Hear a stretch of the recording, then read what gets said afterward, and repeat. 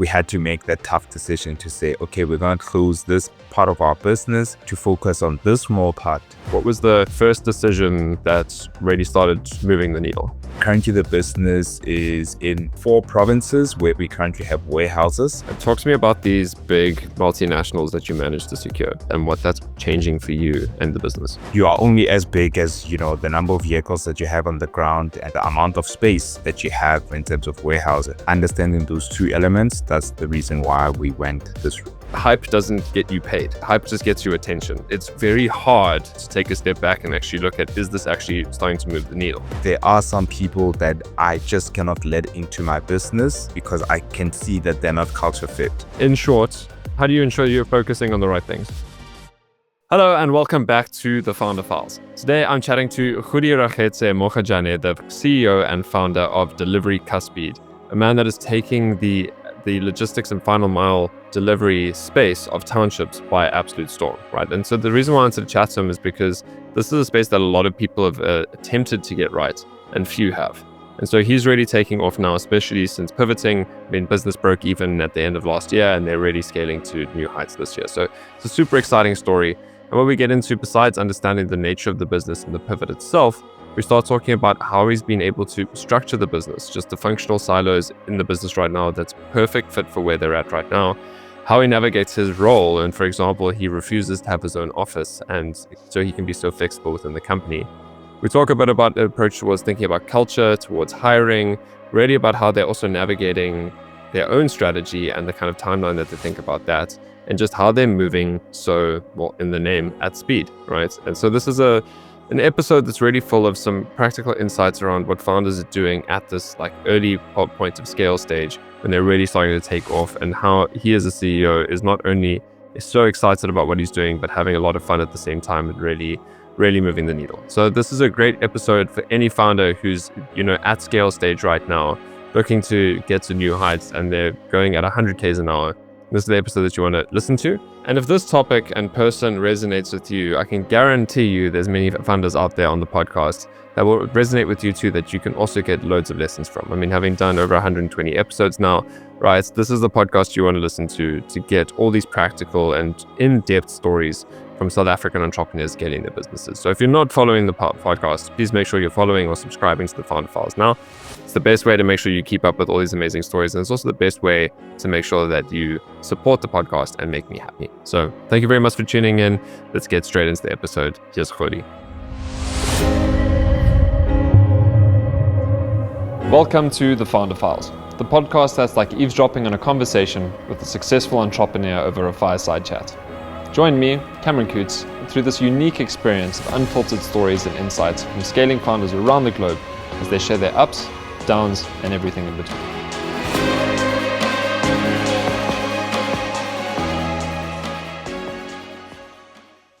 Godi, welcome to the Founder Files. As someone who's managed to figure out last mile delivery in the township area, I'm super fascinated to hear your story and see what it is that you're doing with Godiragetse. So welcome to the podcast. Can't wait to get into your story. Thanks, Cameron. Thanks for having us. Looking forward to it. So I know a lot of people that are, in the startup ecosystem are probably familiar with your name, familiar with your brand, but not necessarily everyone is. So I think just to kind of kick off, can you help us just understand a bit more about your business and what the business model is? Yeah, sure. So we are Godiragetse. We started back in 2021 as a food delivery business. And I think at the time, the problem that we were trying to solve was one, the fact that there was no convenience in the townships. I was shocked when I went back home to Hammarskraal, coming from Joburg, to realize that none of the popular apps that I use in the city actually don't work in the townships. But secondly, I think it was just seeing how, my former classmates, how life had turned out for them because they didn't have the privilege to go to university like I did. And for me, that was quite, painful to see. And the best way to solve those 2 problems was to start a business like Godiragetse. We literally started around bicycles on WhatsApp, and customers were literally ordering on, our WhatsApp chatbot. And you would deliver, that fast food to them through bicycles. And we ran that, for some time until we eventually hit a pivot, which is where we are now. And we're more of a logistics business than a food delivery business that we were when we started. Okay. Yeah. So I mean, there's a couple of pivots in there, and I just love the motivation to get through that too. So give me a sense of where the business is at now. I mean, like where we were chatting offline, you've got a couple like pretty large multinational e-commerce partners that you partnered with as well. I mean, not only are you in Gauteng, you've also expanded to the Western Cape. So there's a lot that's kind of like happened in the past couple of years, Yeah. especially post pivots. Like it's a great example of how the right pivots really works. So talk to me about the about that. What's the current state of the business? Yeah, I mean, where we are now, I think we're on a growth path. Post the pivot, I think we found our niche. Currently, the business is in 4 provinces where we currently have warehouses. So that's Gauteng, that's Limpopo, that's the Western Cape, and we're due to open in the Eastern Cape. The goal is to get to national before the end of the year.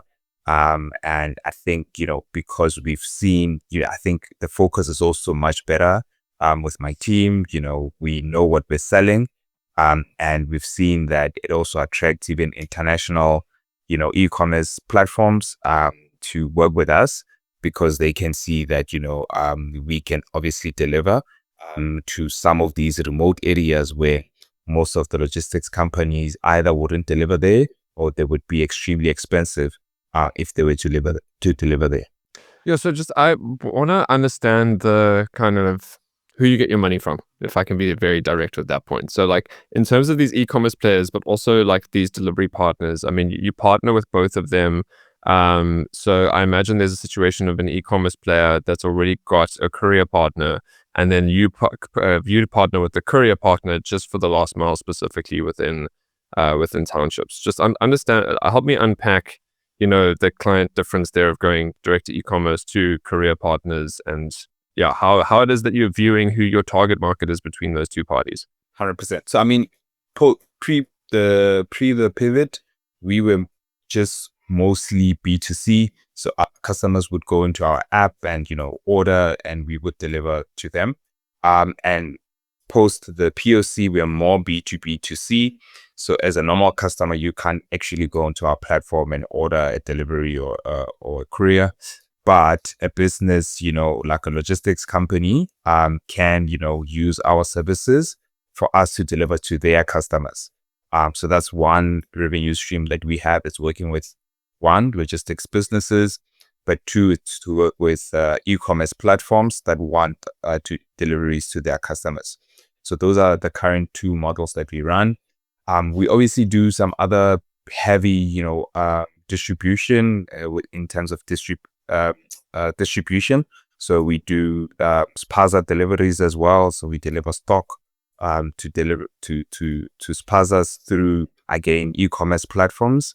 And some are even listed, businesses in South Africa, and some are international. We also do, distribution into retailers, especially township retailers, because you would have seen over the years that retail in the township has really matured and is growing.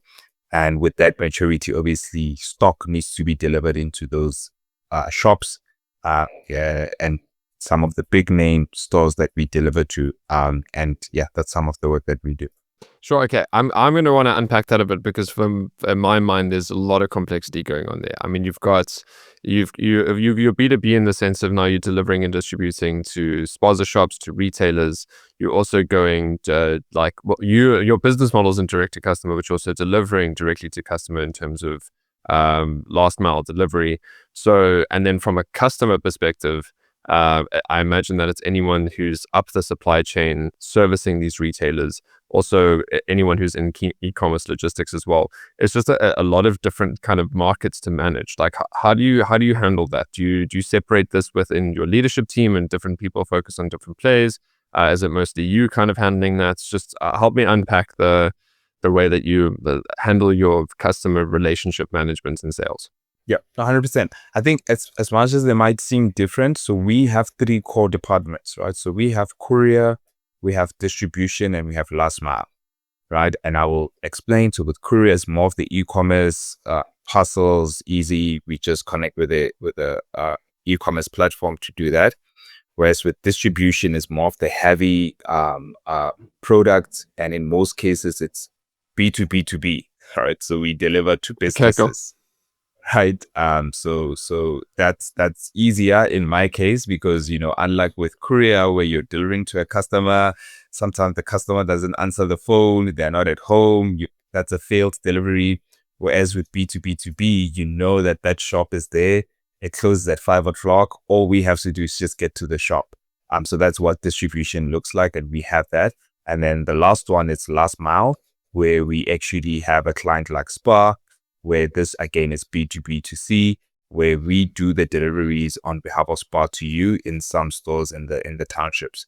So even though these departments are different, at the core of it, it's township, right? So with courier, we're focusing on township. With distribution, we're focusing on township.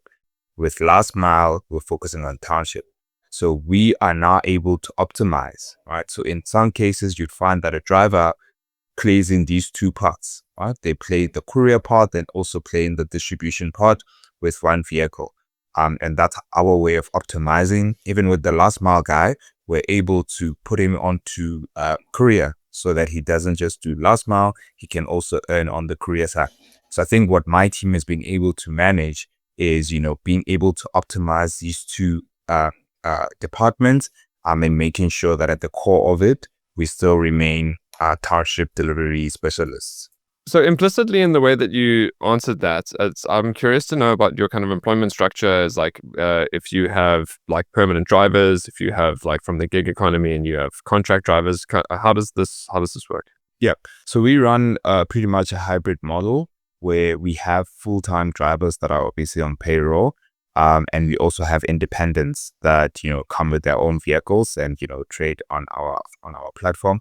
And I think we had to realize that as fast growing as we are, if we were going to hire everyone, and put them on payroll, it was not going to be sustainable for our business. And it will also take time, and might delay our growth. So I think going the independent route, that also helps us hire a lot more people or have a lot more people, and build up our capacity. Because like I said, as a logistics business, you are only as big as, the number of vehicles that you have on the ground and the amount of space that you have, in terms of warehousing. So I think understanding those two elements, that's the reason why we went this route. Sure. And how do you separate that? I mean, do you look at anyone that's going to be driving a car and driving a truck should be kind of full time, but anyone driving a motorbike can be an independent person? How do you make that decision? Yeah, so for most of the vehicles that we own, we would prefer to have like a full-time driver who's on payroll. Because it's our vehicles, and in most cases they are bigger vehicles, bigger commercial vehicles than a small car or a buggy. So in cases like that, you do need, some sort of like a full-time person who you can hold accountable. And yeah, so and obviously with the smaller cars and the scooters, that's where we would go with independence. And in some cases, we can help with sourcing the vehicle or the scooter for that individual. And in some cases, you find that people have the car already and they just want to work. Yeah. Okay. No, that makes sense. I've always got this simple framework in the back of my head of build, borrow, or buy. Right? Is this something that a capability we build in-house? Is it something that we borrow by outsourcing, or is it something that we buy and do internally? And just like how your decisions there, even from like your fleet to like your people and how you do that, I think it makes sense, right? If it's an expensive vehicle like a truck, want to control that. Versus cars and bikes, you can switch it on and off from a profitability perspective. That makes a lot of sense. Cool, man. So help me understand what the first kind of like route to growth was after the pivot, right? Was it kind of focusing geographically? Was it expanding across the country? Was it kind of changing to this courier distributor kind of model? Like, what was that first decision that really started moving the needle? Look, I think fortunately for us, before we did the pivot, I think we had already some sort of like idea of where, the business was going, because we already had clients on the B2B side, but we were not taking it that serious. We were just like, okay, this is just one of the things that, pay salaries, but we're doing the cool stuff, which is doing food delivery. We're always on the media because it's so exciting. We're competing with international companies, in that space.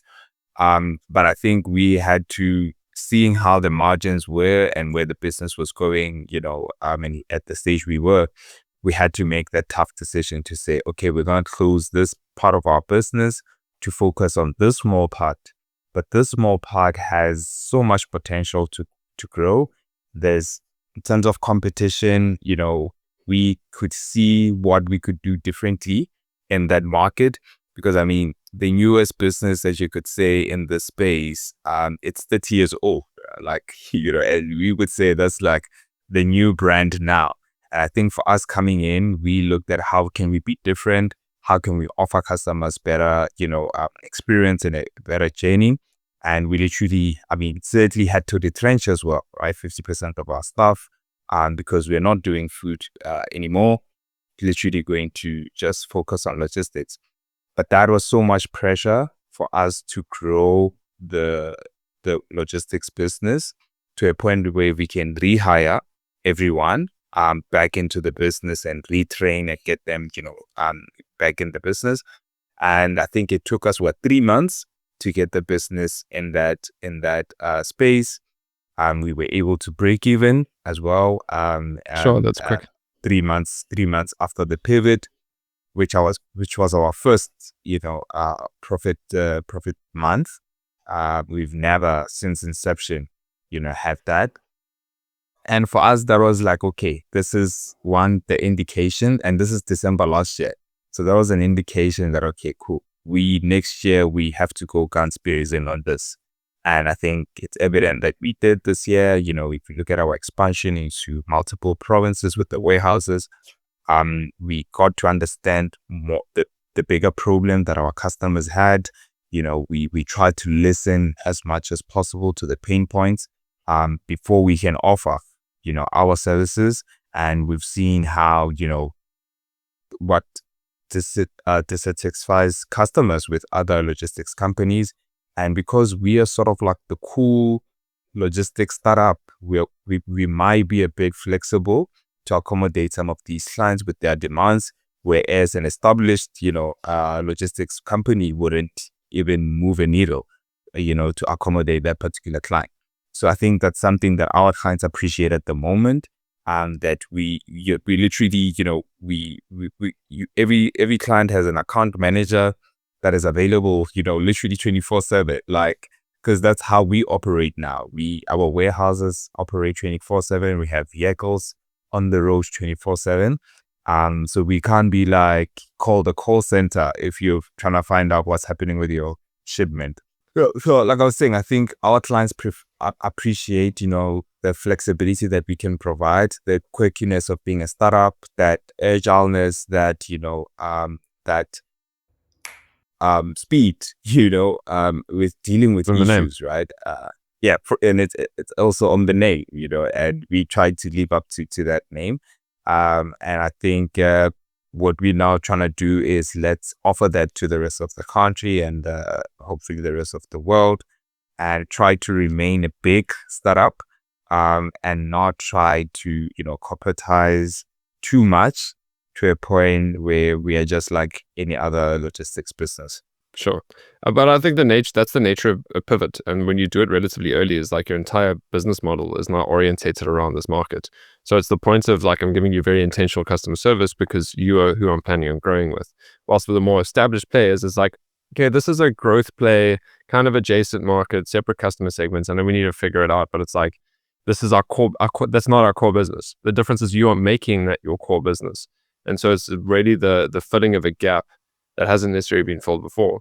But okay, I do have a question that I want to segue on, but I want to actually take this more in a story-based format. So I want to take it a step back to the actual, the decision to pivot itself, because I think this is a big thing that a lot of startup founders realize or struggle with in certain stages, that hype doesn't get you paid, right? Hype just gets you attention. And don't get me wrong, attention can be helpful, but when you're getting a lot of attention, a lot of media, being on a lot of stages, it's very hard, at least emotionally, and also our opinion of ourselves and our business to take a step back and actually look at, is this actually starting to move the needle? So what was that just experience like for you as the founder, going through that I guess, those moments of, this is amazing, this is a clear indication that we're headed in the right direction. And then at that point of, it's like, actually, this has distracted us and we need to change. Yeah, and I think and I'm glad that this was my second business, and I had a bit of exposure into what a business looks like, what type of attention do you get, especially as a young entrepreneur.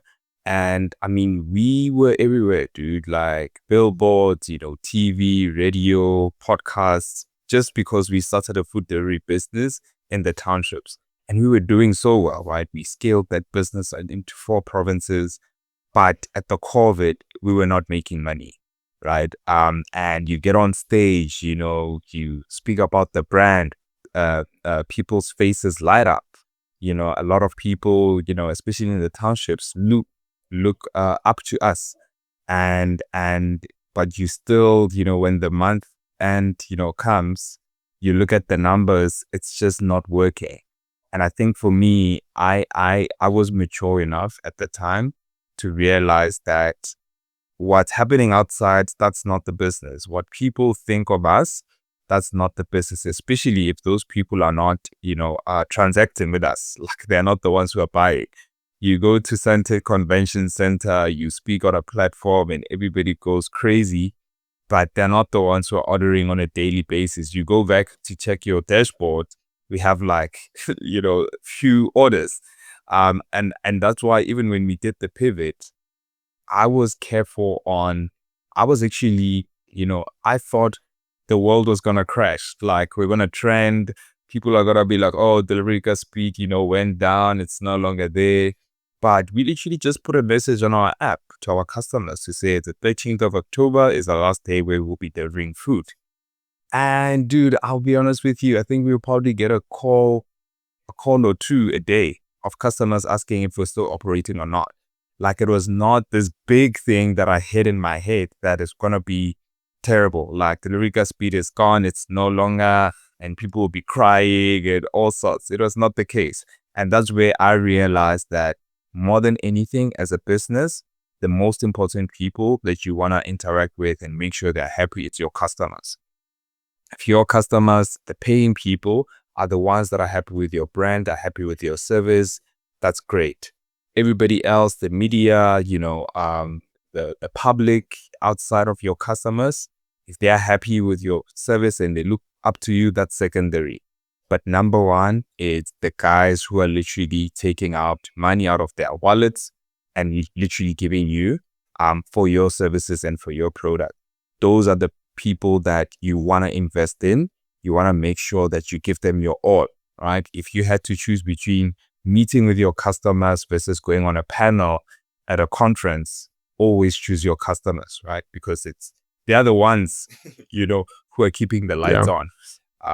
So I find that customers are quite understanding. Hey, like, in most cases, even when the delivery, because some of the things are out of our control, maybe the weather is terrible and the delivery is late. And as long as you communicate with that customer, they understand that we don't live in a perfect world. Like, there's some things that obviously affect our deliveries. And customers are just like, I'm happy as long as I get my delivery. You don't have to worry. Because I think we put so much pressure, which comes from the public, that we must be perfect. Delivery speed must never ever be delayed.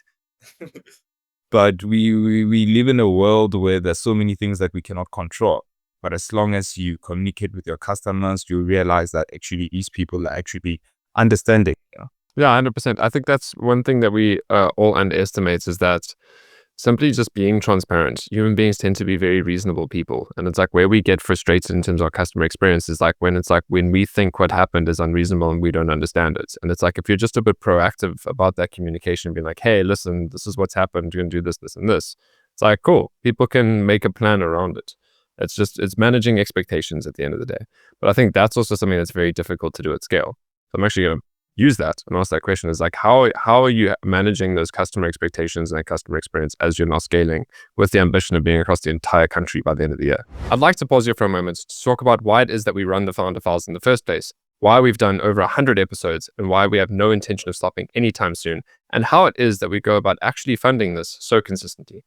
And to start off with, the purpose of the Founder Files is to give established entrepreneurs practical stories and insights from people that have been there before, so you can avoid years of trial and error in scaling your own business. And the reason why this is so important to us is it relates very directly to what the purpose of MetaVolve is, which is the entity that funds the Founder Files in the first place. And that is to accelerate the time it takes for entrepreneurs to build businesses that are able to thrive without them. Practically, what that looks like is our mission statement to ensure that as many founders as possible can take a holiday where they actually switch off whilst their business keeps growing. And the reason why this mission is so important to us is because as many entrepreneurs, we built these businesses to potentially work less, right? Have a sense of freedom, but we found ourselves working harder than ever. And we thought when we conquered these original problems around survivability and getting to product market fit, we then achieved growth. And then the nature of the problems that we have now fundamentally changed. And we found ourselves working harder than ever, right? We're working longer hours, we're making harder decisions, people are coming to us, we're having to put out fires, and it can feel so intense, and we're constantly getting pulled back into operations because of the fundamental reason that no one knows our business like we do. And this is where MetaVolve comes in. We use strategy as the process to really download all of your knowledge, all your thinking about your business, about your market, about your product into your management team so that they can be empowered to execute while you focus on growth or frankly, doing what it is that you want with your time. So if you want to hear more about what MetaVolve does and how MetaVolve can help you attain a new level of freedom in your scale up, then click on the link in the description below and let's have a chat and a curiosity call to see how I can share some of the insights I've learned from working with and interviewing over 200 business owners in the past 3 and a bit years. But that's it from me for now. Let's get back to the episode. Yeah. And I think that will be our secret sauce, right? I think that if we look at the landscape at the moment, I think customer service, it's not the greatest with our competition. And I think that's where the gap is. We see that and we see how we can tap into, because at the end of the day, we're delivery, dude. I don't think we're going to deliver much faster, than everyone else. Yes, we'll push to be the fastest of compared to everyone else. But at the end of the day, we're just delivering a parcel from a supplier to the customer. But it's what happens in between. When that customer calls to say, where is my parcel? What's the response that they're going to get? How are we going to communicate with them? And that's very important. What's the tone, that our person who's talking to that customer has?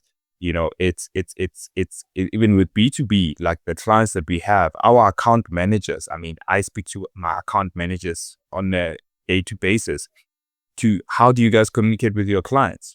These are guys who are bringing in, tons of money into the business. There's a certain way we need to treat them. They're not robots. These are human beings. I mean, every business is ran by a person and people, and these people have feelings, they have emotions. We as a business, we must understand that there's some things that you should never do over an email. That should be a call, right? Because you need to understand the dynamics of that communication. So I think for us as a brand, one, because we have a story, that also puts us, gives us some sort of an advantage because a lot of people can understand our story and resonate with our story. It's a brand that they feel happy to trade with.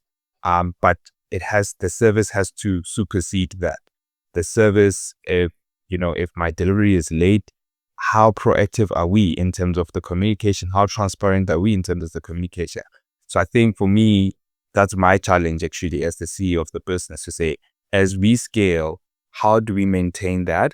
How do we maintain the culture of Cape Town drivers versus Joburg drivers and Limpopo drivers? What is it that makes them a Delivery Speech driver? I always tell my team that I just want to see a guy walking into, the office, and I don't have to ask anyone whether he's a driver or not. I should just see it, right? By how he interacts with me, that this guy is a Delivery Speech driver because he's been trained on how to be a Delivery Speech driver. He must know how Delivery Speech started and what we stand for, what our values are. And he must resonate also with those values. So again, that's for me my duty as a CEO, the culture, as we scale, and making sure that one, the service lives up to the story. And how are you doing that, right? I'm obviously from my side, I think about it's like, okay, cool, we've got the story, we understand what the values are, but I also think about it's like that's everything from hiring to how we onboard someone to how we train them. How is it that you are, like spotting and checking if they are, behaving according to what our values are and what the culture is. Like talk to me through that, right? It's like how are you really taking this vision, this goal of yours of having such a clear culture of how everyone handles customer service and actually embedding that to make sure that people behave the way you want them to. Yeah. Look, one is obviously making tough decisions that in most cases they're not favorable. There are some people that I just cannot let into my business because I can see that they're not culture fit. And I believe that's where I have the ability, right? And obviously I can't meet every driver or meet every, warehouse packer or warehouse manager. But with my executive team, I made sure, or my office team, I make sure that it's people that I'm comfortable with, working with, and I can see that they're culture fit. So I'm very, very particular on that, regardless of your qualifications and, your experience. If the culture fit is not there, and if I don't see it, unfortunately, I won't be able to let you into the business. So that's one of the And so that's ways just that I intuition right now. and that's fine. And I think it's Yeah. it's it's it's because I've built this, and what I've seen as well is because of how I do it. Even my hiring and HR people already know what my expectations are, right? And they can tell who he's gonna be happy with this type of a decision or not. So I'm not the only one who makes that decision. And I think over the months and the years, I'm happy with the type of people that my team has attracted into the business. And I'll tell you, dude, we get tons of people who want to join this brand. I mean, we post on LinkedIn to say we're looking for people. Within an hour, that job post is completely filled, and we need to top up, so that we can get more applicants. And we get that type of crowds that wants to join. So it's very important for us to make sure that we safeguard the culture by making sure we don't let just anyone come into the business. And I sit in most of the interviews, right? Because I believe for me, people, recruiting, that's what takes the business to the next level, right? The right people. I said to you offline that none of us in the executive team come from logistics space. And I believe that's what makes us special. We're just super smart people who just do what makes sense, right? We figure out everything along the way. Some of the abbreviations and terms that they use in logistics, we learn them on the way. We're like, oh, we're 3PL now. We're like, okay, that's fine, But and that's something that I believe is the way to go for my business, because that helps us be flexible. We are not rigid. We are not doing this because that's how we were taught at university. We're doing it because, it actually makes sense. I mean, why should we go to Limpopo and bring the truck back? Why does the truck not stay in Limpopo and do a couple of trips? Because it makes sense financially as well. So it's things like that. But again, back to your question, how I push to retain the culture and making sure that the values are there. I'm very particular on the type of people that we bring on board. And we do some like events and small things to get the culture out and people to embrace the culture. Yeah. So what you highlighted for me is I heard another podcast. I followed Chris Williamson, Modern Wisdom, and I said this is the nerdiest thing ever, but I love it. But you unlocked one of my trap cards right now. So basically, one of the questions I want to ask is like, there's nothing more powerful than the intuition of an entrepreneur. But this is, I think, one of the biggest challenges that happen when we're scaling is about the fact that it's like, how do we avoid being a bottleneck because it's just intuition for me, and how is it that I can translate that into other people? So I guess the first question that I want to know is like, where are you experiencing those bottlenecks on because of your intuition right now in the business? Yeah, look, I mean, I think I don't have that challenge as much because I invest quite a lot of time in my senior team members, right? In making sure that, they are aligned with where I am and where I'm trying to get the business to. I mean, we literally travel together. There's 4 of us at the moment. We travel together whenever we're opening a warehouse, right? We just came back from Cape Town now, where, we had a strategy session. We were aligned on what, we need to do. Yes, we do have disagreements, and that's what happens when you have, smart people in one room, but I love such engagements because, it challenges me as well. I've always been an outlier all my life. I was the weird one out in Haman's crowd because I was this smart guy, who, was just focused on his books. So I've always been the smart guy in the room, but only now with Delirica Speed where I've been able to hire people that are even much smarter than me. I mean, we have, like I said, engineers, CAs in the business, and these are guys who are very, very smart. I think just bouncing around ideas and challenging each other, we're able to get, the best idea out to the market. But at the end of the day are we aligned on what the culture looks like? And I mean, sometimes I do listen to some of my team members when they're on a public platform, whether it's on radio or TV, because I do that as well. I don't want to be the only one with the spotlight, right? Because it then becomes a hoodie business, which is not the case. So I'm intentional about putting my team members on public platforms. Like, go to this panel, go to this radio station, and when I listen, it kind of fills me up, right? I feel warm inside because when I listen to what they're saying and how they're articulating themselves, I'm like, these guys don't need me. Like me, they're okay. And I think that's, for me, the big focus is making sure that my core team is aligned with the culture and where they want to see the business. Right? Epic. I think that's the main thing for us as founders and leaders is we can only really influence what we can directly control.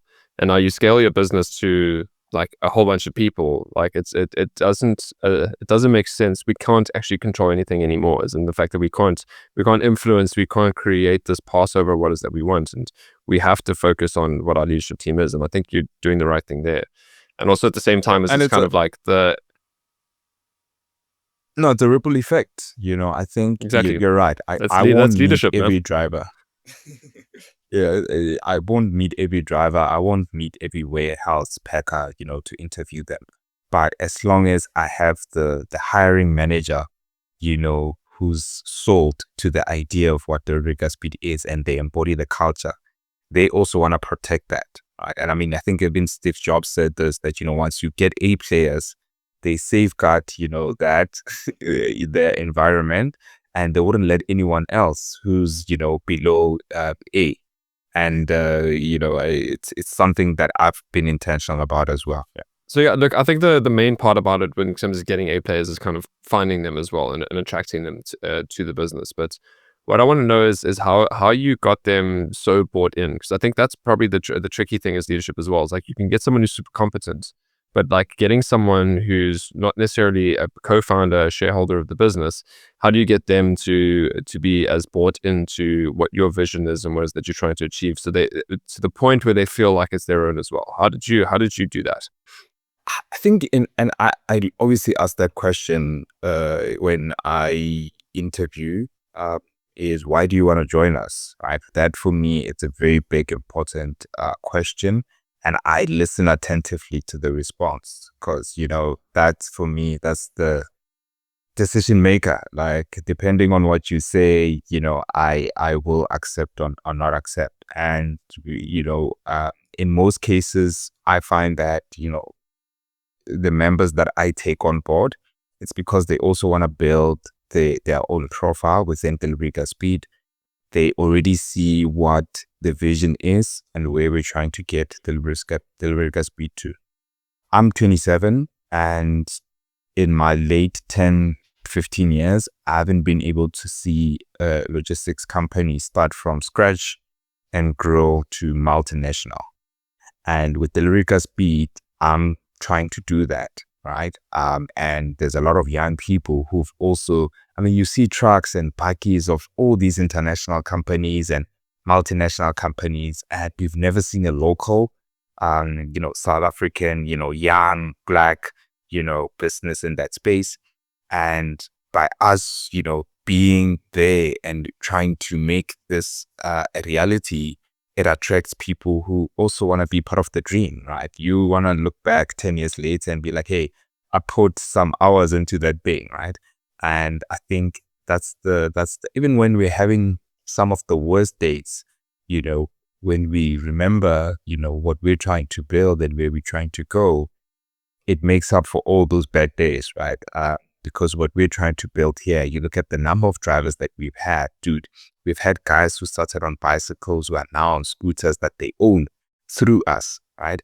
And that's empowerment. And by us being the ones, because of we wake up every day to go to work and impacting so many young people, in the process, it does bring in that fulfillment.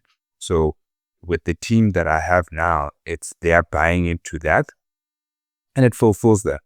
And some, because we're a startup, they might come, especially with A players, they're not, cheap, and because we're a startup and we have the story, we are able to say, look, this is the dream, right? And unfortunately, we can't pay you what a corporate would pay you.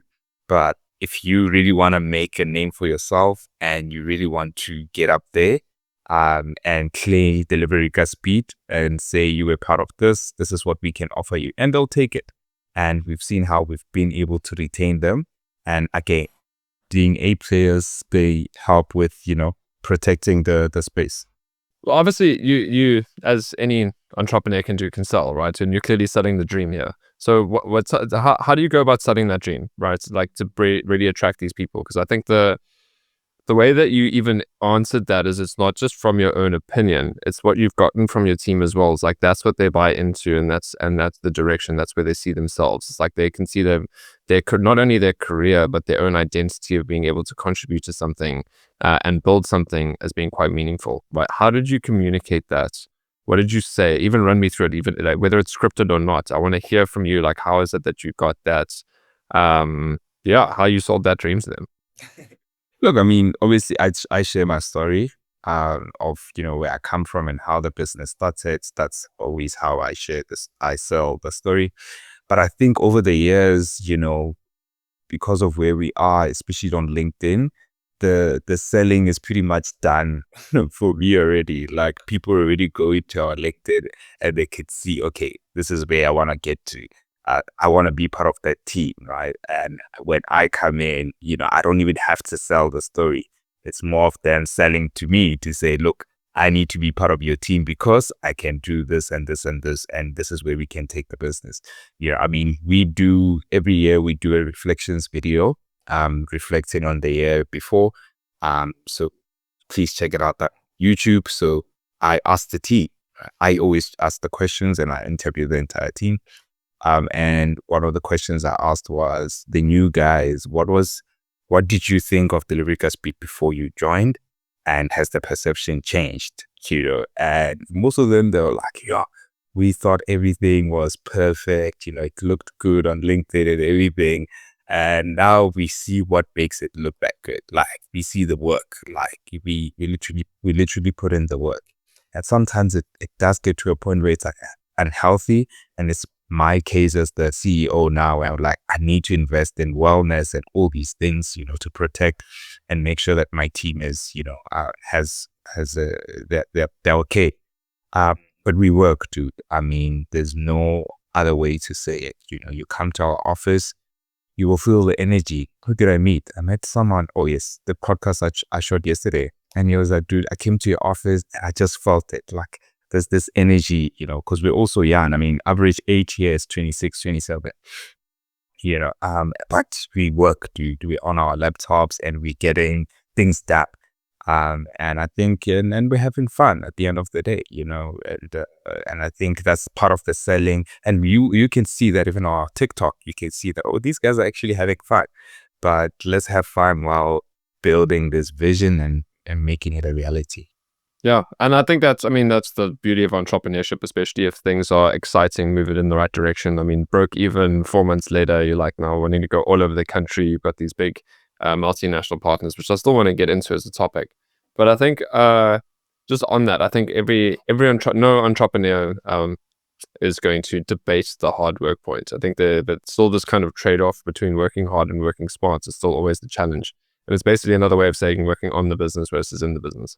And so how is it that you're going about kind of managing your time, handling your priorities as the CEO of the company, and the nature, how you handling that change in your own role as the business is going on. Yeah. In short, how do you ensure you're focusing on the right things? That's tough. But I think actually over the months, I've realized that my days are never going to be the same. Like my Monday is not going to be the same as my Tuesday. And I think I need to have my core priorities as the CEO to say, okay, Godi, this is what you're going to focus on, and the reason you're going to focus on this is because one, that's what's urgent now, and it's going to bring the highest returns. And overall, it's going to have a great ripple effect to the bottom line. So, I don't have an office, that was also intentional. So if you come to our warehouse, so we have three departments. So we have growth and finance, which is more of the department that, gets the vehicles, gets the warehousing, also marketing is under there, and they manage literally the assets and, make sure that we have also funding, and looking after basically all our finances. So that's that department. We have the commercial and sales department, and that's where our account managers sit and our sales team sit. And then we have the operations team, which is just the guys who do the work. So they manage the operations. So the sales team will get the client. Once they got the client, they'll go to growth and say, growth, we have this client, they require 10 bikies. Can we get these 10 bikies? Because this 10 client is going to pay us 10x. So we can afford to get 10 buggies. Growth will go and source these vehicles and all that. Once we source the vehicles, so growth needs to approve the commercials of every department. So operations, before they hire those drivers, first let's consider, can we optimize the existing drivers? Can we optimize our existing systems before we approve new people? And commercial doesn't worry about that. Commercial just wants to satisfy the client. So it's between growth and operations to make sure that, okay, cool, we can report back to commercial and say, cool, we can start with the project, just make sure that the client pays. And then within the sales and commercial, we have an account manager who's solely responsible for that client. They communicate with the client. Any operational issues that might happen within that project obviously goes to operations first, and then operations reports to commercial to say, this is what happened. And then the account manager is the one who communicates with the client. So we have that flow. And my job as a CEO is to literally go into these departments, almost on a daily basis. Sometimes, there's a fire in one department, I need to come in, right? And I need to help. And I'm really good at setting up systems and, putting systems in place and helping. So as a CEO, I can't tell you today that, tomorrow I'll be at the operations team or the growth team or the commercials team. I go sell with the commercials team sometimes, or I bring the deal and I let them manage it and get it done. I sometimes sit with the operations team, with the warehouse. One time we had a bad backlog with one of our e-commerce clients. And I literally had to come into the warehouse literally overnight for 3 nights, working with the warehouse packers and our head of ops, setting up a new system of how best can we now deliver these parcels much quicker. Growth as well. We're currently raising funding now. I'm on that space as well with them where we're raising funding. I'm heading that project, but they are the ones who are supporting me. So as the CEO, I find myself where I don't have an office because, I work in everybody's offices, and I literally have a bench in everyone's department where I sit on a daily basis. One day I'm at growth, one day I'm at sales, one day I'm at commercial. And I think that's what I've understand in terms of I'm comfortable now knowing that my role is spread across these. And I just need to make sure on every day, on a daily basis, I'm giving value where I can at the time. No, that makes a lot of sense. And so just to, again, what's insinuated there's your leadership structures. You're a team of 4, right? So it's the way it works is you've got head of growth, head of ops, head of commercial. And obviously then you will collaborate with them to ensure everything's running. That's very lean, man. And I think it's also a great... It's the first time I've heard a business kind of structured in that way, because it's also like implicitly within it is not just the organizational design. It's not just like a reporting lines and structure and a functional focus, but it's also like it makes governance kind of common sense, right? In terms of how is it that we're making decisions within the business. It's not just it's the way of being functionally separated but not siloed. And I really like that. So talk to me about how is it that you went about thinking about creating that organizational design in the first place? What are some of the challenges and mistakes that you made until you figured out that that's the model? Yeah. Look, I think with the food business, we were very spread. Like we had a lot Sorry, of Godi, departments. I'm just going to pause you just because I can hear someone else's You voice. can I'm hear just going from to wait the to guys at the back. Yeah, I'm just going to wait to It's the guys wait who for them to just stop talking. joined. No, they're having a meeting, so I don't think that's gonna stop. We Oh, is that in the other room? Yeah. The pros and cons of you not having your own office is I think this is one of the unexpected cons. I think the fact that it's obviously a massive strength where you're able to be agile within your own company. But I think the point of this now is like when you need to be like dialed in and focused. But I think even that is like, and I think that just shows that how where your attention is and where it is prioritized. It's like, where does the business need me? Where do my people need me? And it's like you're creating this work and roll around you where it's like there's no separation, right? It's like it's the fact that if deep work is being done, it's in collaboration with other people within a specific space. Like the best place for you to be working and probably your own personality and how you navigate as a leadership is very team-based. It's like you work with people. I want to work with that as well. There's not much that you need to do in isolation where you're just sitting and thinking by yourself. So with that is like, there's no point in you having your own office. Yeah, I mean, I think at some point I'll need to, like you just said now. But for now, I think I'm comfortable. I mean, I'm sitting in the lounge now, which is a nice space, which is communal. But I spend most of my time here. If I want to be alone, I'll be in the space. But I think again, I had to understand that coming back from the food business, I really had to learn how not to repeat the same mistakes that we had there, where we had a lot of departments.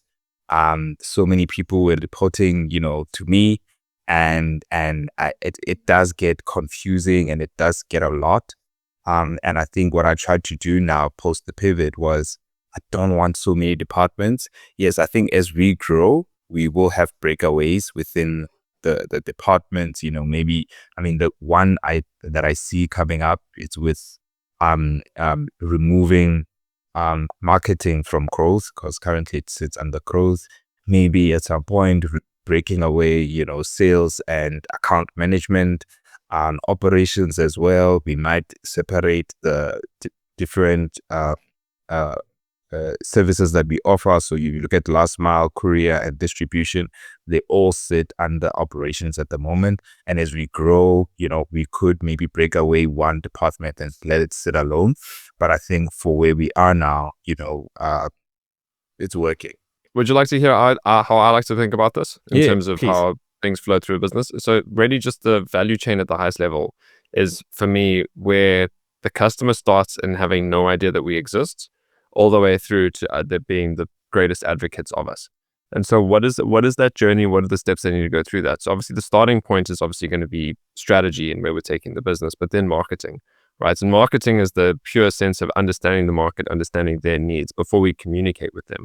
But then it's going into kind of customer acquisition, and that can either look at like marketing led or sales led in terms of how we're getting that and funding them through that and in that experience. Then after that, once the sale's made, it then kind of goes into customer onboarding, then operations and delivery, customer success, account management, and then it's a kind of a repeating of the cycle into that experience. And I think the point for me is like, and again, I think there's so many like business management like frameworks and stuff have just overcomplicated the hell out of this. Is just looking at like what is the cycle that a customer kind of goes through from our business, because it's like almost like there's this circle and there's an arrow that joins in terms of them never knowing about us, and then they join the company, and then the more times they go through the cycle and have a good experience going through it, that will lead to them being an advocate.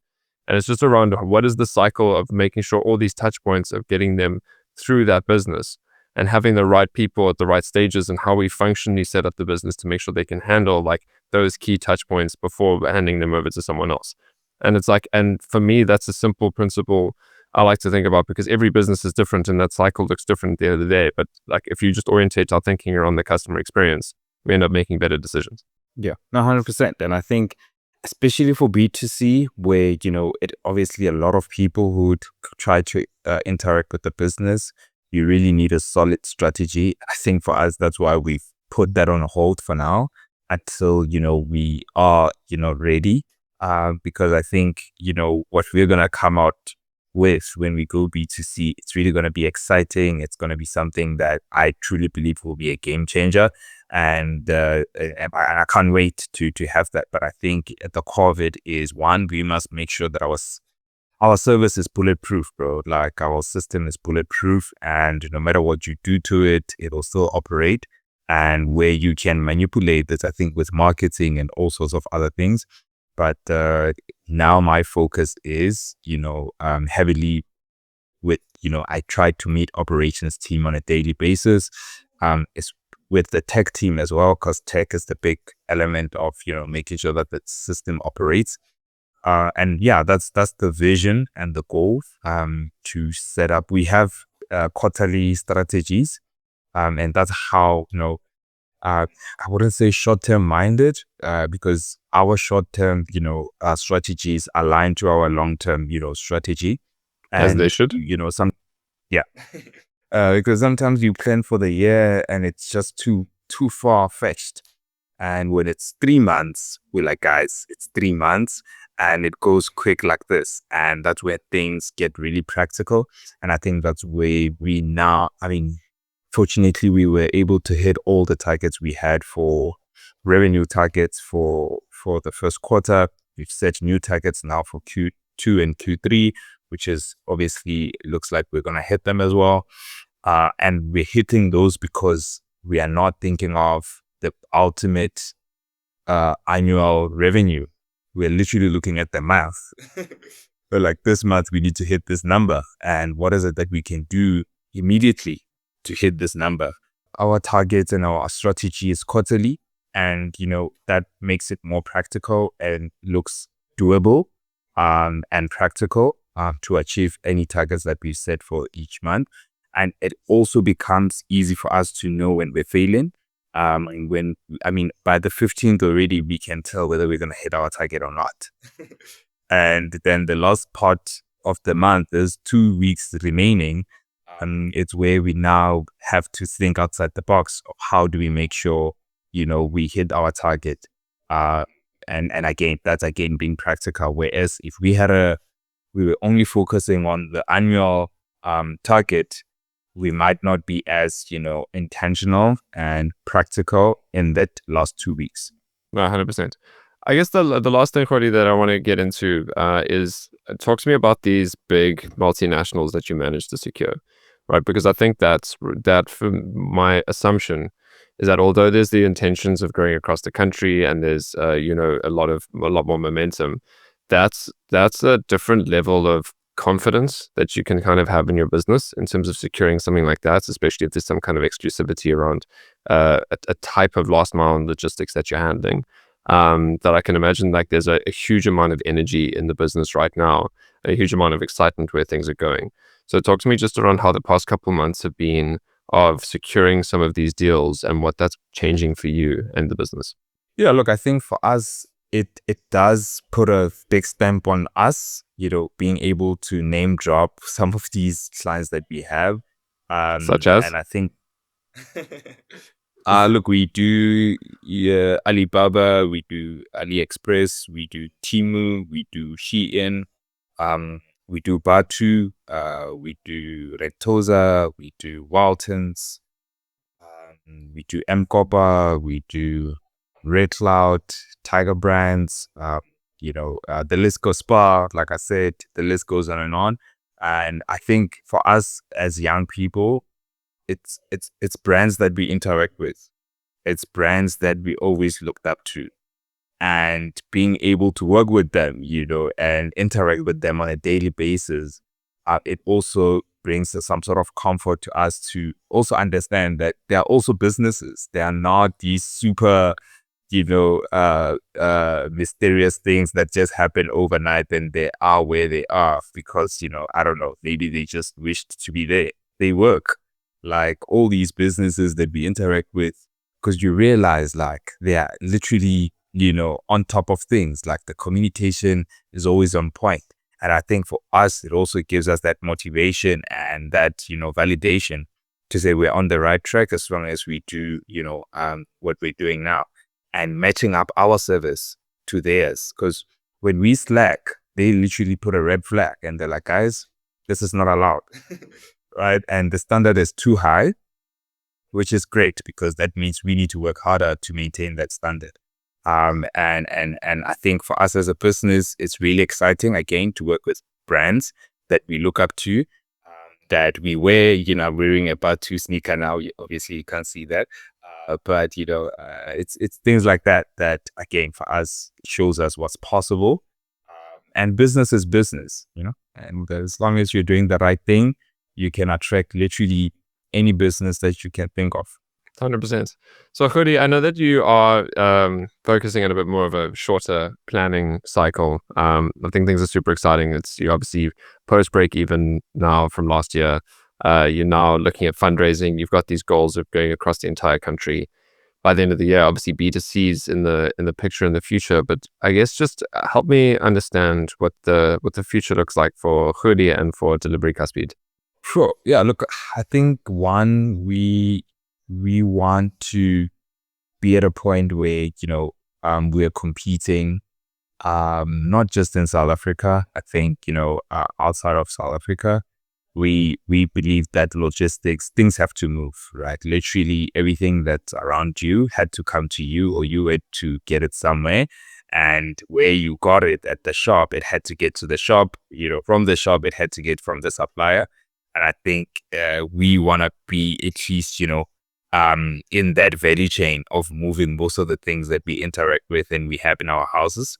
And to do that, obviously, you can't just be in South Africa. So I think the vision for Godiragetse is obviously being international. And I think, yes, we have to start somewhere. And as time goes, we will, consolidate and we will refine our business offering, which will help us scale even faster. And I look forward to that. I think it can only go up from here.